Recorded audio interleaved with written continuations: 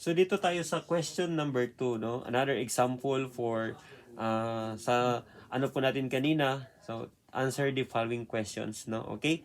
So ano po yung related, no? Related doon sa mga salita na tulad nito, no? So let's read the number 2 questions.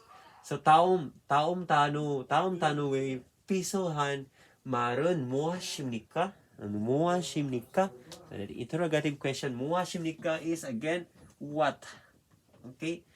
무엇입니까? What? Okay? 마른 or malhada or mal, that is a word, no? From kung gawin nating verb malhada, so yung word ginawang action to speak. Okay? So maron on is our topic particle. Okay? Then pisohan, ano pong ibig sabihin ng pisohan? That noun means similar. So similar meaning kapareho. Similar uy is our connecting word, meaning it is our from, it is for or of, no? So then taom is next or following. Then tano is word. So meaning intindihin pa natin ng mabuti yung tanong. So taom tano에 pisohan marun 무엇입니까? What is the similar word for the following words? Okay? So redundancy, parang ulit yung word na binanggit, no? Tano can be a noun, means word. Mal, this can be a topic, means, or a noun, means word. Okay? So here, what will be the similar word of the following word? The following word is what? This is hakchanghada, no? So that is hakchanghada. Okay, hakchanghada, meaning ng hakchanghada is what? Kailangan muna nating alamin ang meaning nito. So ano po bang ibig sabihin ng hakchanghada? So paano na pagdating sa IPS topic exam, guys, sa reading, ano ba yan? Ano ba itong word na to, no? So, tatawagin nyo ang lahat ng mga santo para malaman yung meaning na to. No, that's a joke lang. No? Pag siguro naman, marami po kayong vocabulary na nalalaman, this is a perfect for you na lahat ng andon na nakalagay doon sa exam or parte ng mga words tulad nito, no? Madali nyo lang matukoy. So, ibig sabihin nito is to expand, no? To expand, no? wakjanghada, to expand. Okay? So to expand, so choices number 1, we have the choices number 1, meaning ng no, ito, how we read this, how are we going to read this one? So nol hida, no? Norida, no? Kumbaga norshida, yung pagkasalang na pagbasa. So meaning ng norshida is widen. No, widen or to be widened, no? To be widened or widen. So number 2 choices is churida. Churida is to reduce. Okay? Number 3 choices is milida. Milida is what? Milida is to be pushed. Okay? And kolida is to be caught.